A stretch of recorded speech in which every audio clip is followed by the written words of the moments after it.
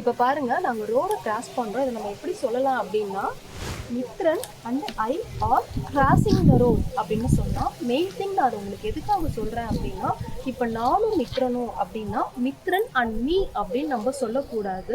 மித்ரன் அப்படிங்கிற சப்ஜெக்டை first use பண்ணிட்டு இந்த ஐ அப்படிங்கிற ப்ரோனோனை நம்ம செகண்ட் இடத்துல தான் நம்ம யூஸ் பண்ணணும். ஸோ அப்போ மித்ரன் அண்ட் மீ அப்படின்னு சொல்லாதீங்க, Mithran and I R crossing the road அப்படின்னு சொல்லுங்க.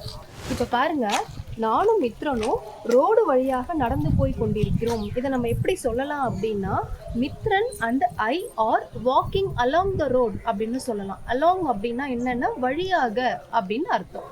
இப்போ பாருங்க, he sits on the parapet.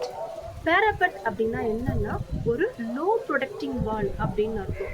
பால்கனியில், வீட்டோடைய அந்த ரூஃபில், மொட்டை மாடி டெரேஸ்லலாம் வந்து இதே மாதிரி சின்னதாக வந்து ஒரு செவர் எழுப்பியிருப்பாங்க இல்லையா, இதை தான் நம்ம வந்து பேராபெட் அப்படின்னு சொல்லுவோம். உங்களுக்கு இது இன்னும் கிளியராக புரியணும் அப்படின்னா நீங்கள் பேராபெட் அப்படின்னு இமேஜஸ் நீங்கள் காமிச்சிங்க, நீங்கள் இமேஜஸ் அப்படின்னு போட்டு பார்த்தீங்க அப்படின்னா உங்களுக்கு இன்னும் நல்லா கிளியராகவே புரியும்.